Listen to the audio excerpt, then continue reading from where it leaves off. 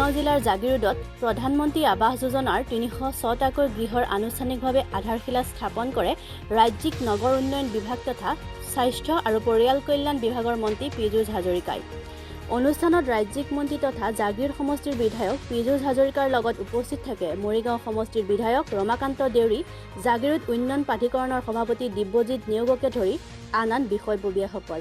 প্ৰধানমন্ত্ৰী আৱাসিক যোজনাৰ ৩০৬টা গৃহৰ হিতাধিকাৰীসকলক প্ৰথম কিস্তিত ৮০,০০০ টকাকৈ সৰ্বমুঠ ২.৪৪ কোটি টকাৰ চেক প্ৰদান কৰে।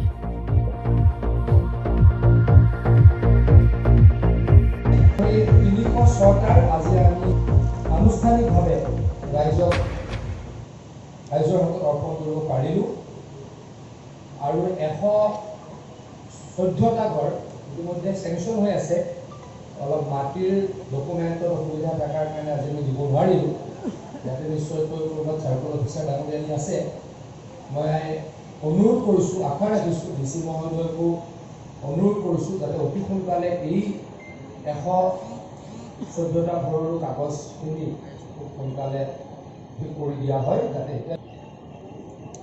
মই ইতিমধ্যে কৈছোঁ জাগিৰোডৰ কাৰণে এই দ্বিতীয় পৰ্যায় গৃহ নিৰ্মাণ সভা আৰম্ভ কৰিছিল। যোৱা পৰহিদিনাৰ পৰা ধৰি এক মাহ যোৱা কাৰ্যসূচীয়ে আমাৰ মাননীয় মন্ত্ৰী পীযুষ ডাঙৰীয়াই এই এমাহ কাৰ্যসূচী যোৱাৰ যি গৃহ নিৰ্মাণ সভা আৰম্ভৰ ১২৬টা সমষ্টিত উদ্বোধন কৰিবৰ কাৰণে প্ৰত্যেকজন বিধায়কে আমাৰ নিৰ্দেশ জাৰি কৰিছে। আমাৰ নিশ্চয় জানে যে ভাৰতবৰ্ষৰ প্ৰধানমন্ত্ৰী নৰেন্দ্ৰ মোদী ডাঙৰীয়াই